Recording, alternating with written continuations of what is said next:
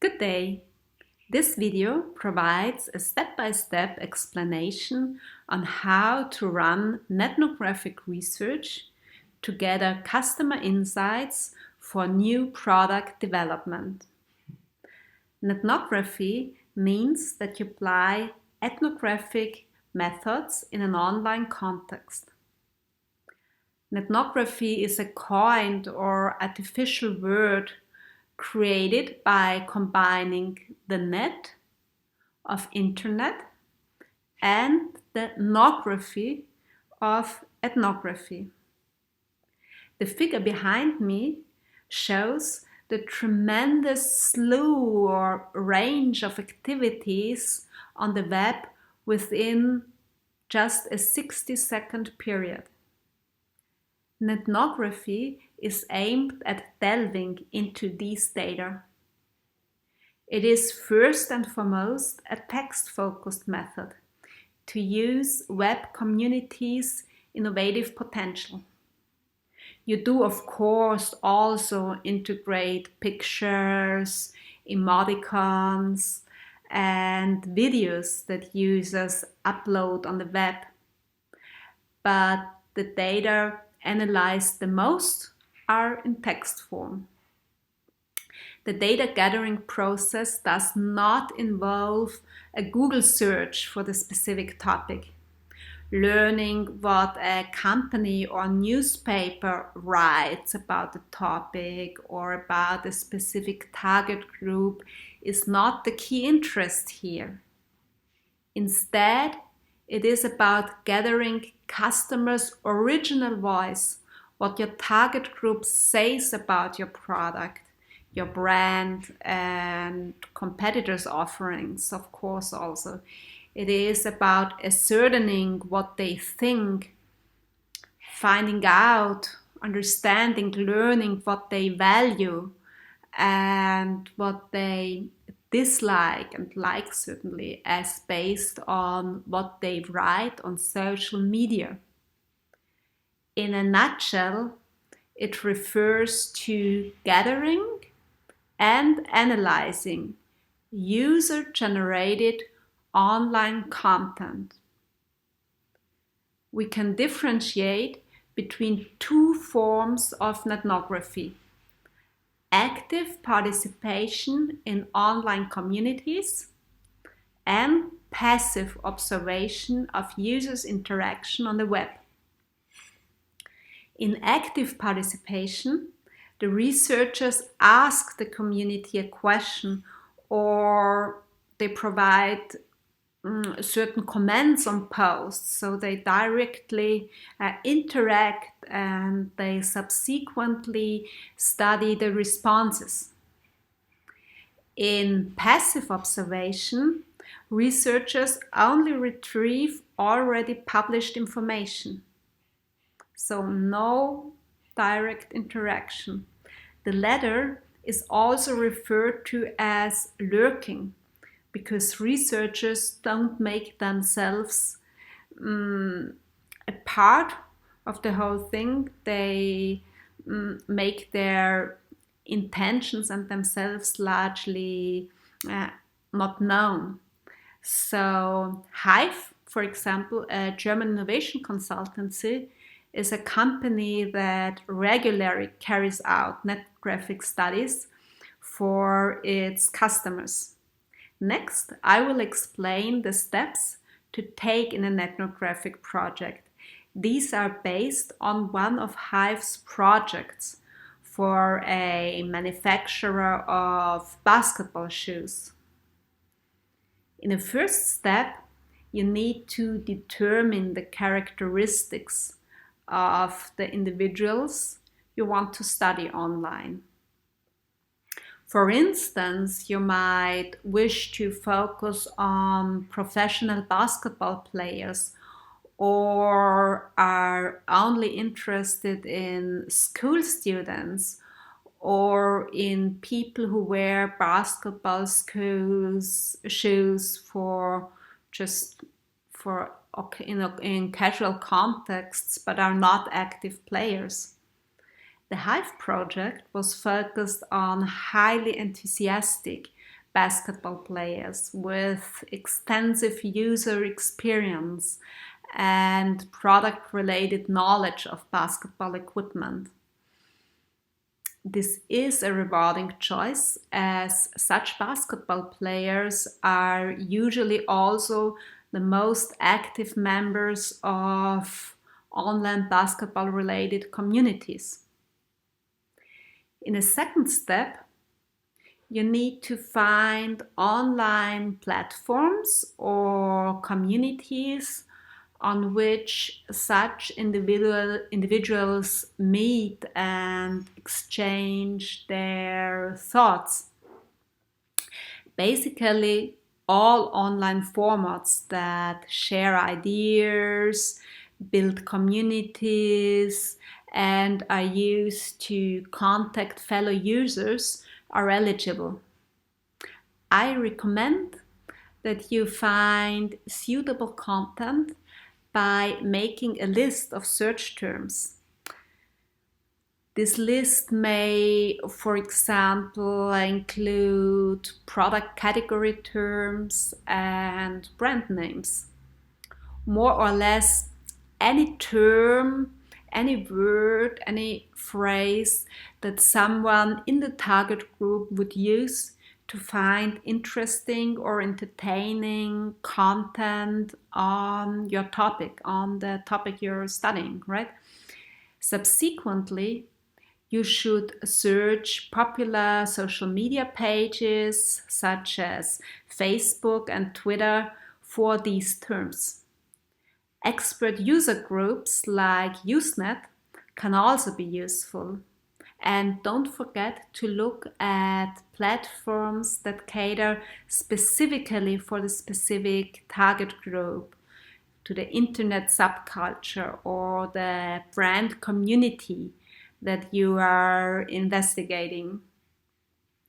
For instance, if you are doing research on online gamers, Twitch is certainly an important platform, while it is irrelevant for other contexts if you are studying other subcultures.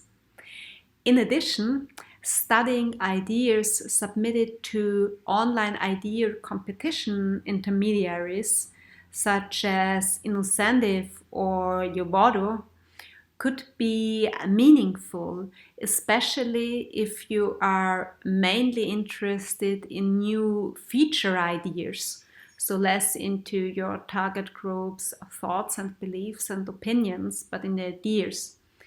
You should use the content quality, posting frequency, and the number and profile of the message posters as selection criteria when selecting a group or community. In the basketball shoe case, these criteria were used to reduce the 500 identified communities to just 5 that warranted closer study. In a third step, you define the period during which you will observe all the posts on your topic and file them. In a fourth step, and this is the most work-intensive and time-consuming, you analyze these files. You do so by coding them. This means giving each chunk of relevant content a keyword that describes the discussed feature or theme. Also add the valence of the content to indicate whether people discuss this feature positively or negatively. This coding serves to form categories, to count how posts discuss specific features, as well as the number of positive and negative contributions. In respect of the shoe example, a lively discussion was found on what makes a basketball shoe's design attractive and what does not. The contributors used existing shoe models as a reference to point out the design elements that are, in their opinion, desirable and those that are aesthetically displeasing. From this table here, you see that cushioning and comfort are also popular categories, while users rarely discuss ventilation or lacing. There is a plethora of software tools available to help you with data gathering and analysis. Software for analyzing qualitative and quantitative data, such as MaxQDA and VivoR, and certainly also Microsoft Flows for Excel. They all have integrated scraper tools with which postings from social media can be easily imported into their analysis applications. So this saves a lot of copying work. Entity extraction software such as WordStats allows individual words or phrases in posts to be extracted without manual coding, therefore facilitating or accelerating categorization into themes and topics. Dictionary-based automated text analysis techniques, such as linguistic inquiry word count, LIWC, automatically analyze the sentiment in a text on the basis of the text of words used and their co-occurrence, such as having a specific brand and great, or this brand and bad in the same text unit. These software tools' automated and semi-automated analysis options are useful to obtain a broad overview of individuals' general mood with regard to your topic. It also helps identify the discussion's key themes. Marketers often use such software tools to study how successful a specific communication campaign was in terms of the generated user engagements, quantity, and valence. But it is not only relevant for communication specialists, but also in a new product development context, because there it is also helpful to get an overview of the key themes, the discussed product features, and the sentiments. However, automated procedures can lead to errors. For instance, in the lexical sentiment approach, the co-occurrence of words sentiment can sometimes reverse the true emotions captured in a post. Among other reasons, this could be due to the automated procedure currently not taking word order into account. The most valuable insights for new product development are in fact usually not those retrieved from automated big data crunching. The subtleties regarding your target group, your target group's values, your target group's motivations and behaviors can only be identified by reading carefully through the relevant posts, taking them holistically into account. This is an indispensable step. It allows you to identify market trends, to understand the specificities of the problems that the target group has with existing offerings, and to evaluate the quality of the solutions that some of the target group members suggest to the others.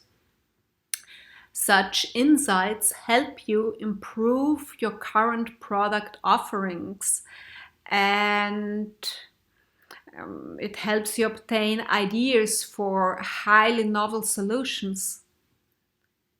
In the basketball shoe case, the researchers identified a need to customize shoes by applying glitter, denim, and shoe paint, making them unique. Consumers not only shared pictures of their individual designs, but also discussed ways to ensure that the application resists creasing and the shoe stays flexible and comfortable with the application on. So, for instance, they exchanged information on what acetone to use for shoe paintings and how many coats of paint to apply. Expressions of gratitude for the posting of such information gave some indication of whether a suggested technique works well, and this helps R&D then to focus on the one or the other and develop it further or look closer into it. While the majority of posts discussed current fashion, several provided ideas for incremental product improvement. And a few even provided ideas for entirely new basketball shoe design materials and technologies. Here, for example, you see a concept for an entirely new basketball, including new lacing and cushioning technologies, as well as a detailed construction plan. A very dedicated basketball fan with obvious design skills shared this online. When using online data, you also need to consider ethical and privacy issues. However, there is no clear consensus regarding these issues. Where is the line between acceptable and unacceptable hidden observation? When does lurking turn into stalking? My suggestion is that you check if the community you're studying is consensually considered a public or private space. If the latter is true, so private, you need permission to post and analyze its posts. So what are the pluses and minuses of netnography? Netnography is suited as explorative research tool that could offer novel insights into latent needs and feedback on current products. It also enables researchers to identify user innovations and user innovators that they can, for example, invite for a workshop in order to co-develop together. It is also a rather unobtrusive, undercover research tool that allows you to not interrupt or disturb your target group's activities, which means that the danger of results due to socially desirability responses is smaller than in other market research techniques such as personal interviewing. The downside is that netnography consumes time and resources, and fake user identities can compromise your conclusions in respect of your target group. Last but not least, netnography's value varies depending on the target group and the product category you wish to study. This is because intensity with which the target group discusses products online varies a lot with the product and the target group. So some population groups and their views might be inadequately represented online, simply because they do not exchange views via social media, which means that findings based on ethnography will not be representative of these groups' values and behaviors. Also, as a rule, high involvement products such as cars, clothing, and extreme sports equipments generate more intense discussions